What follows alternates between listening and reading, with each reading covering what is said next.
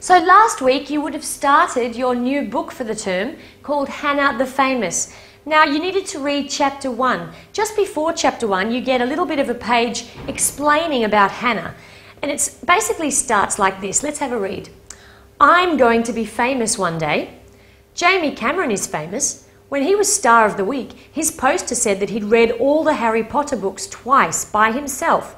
And he won the readathon and got his picture on the front page of the paper. Lena and Sue are going to be famous netballers and play for Australia, and maybe they'll get gold medals.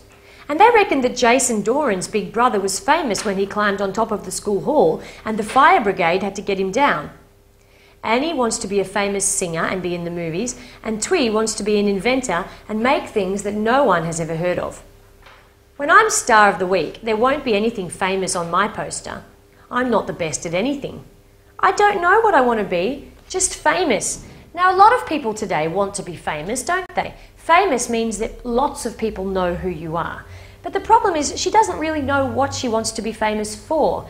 And there's a bit of a difference between being famous and being really good at something. So it's fine to be really good at something, but it's not really great just to want to be famous for no reason.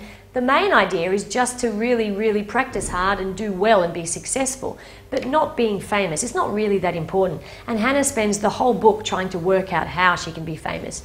In chapter 1, we see that Hannah has a new girl come into the class, and her name is Linda. Now, Linda is very smart and seems to be doing very well in her lessons, but she's not particularly friendly. She seems to have a bit of a problem with Hannah and makes fun of her a little bit. But Hannah's very interested in her, especially when she says that her dad doesn't live with the family anymore. He just left, and this makes Hannah a little bit worried. So that's basically what happens in the first chapter. So this week you need to read chapter 2, Getting Ready for School. Okay?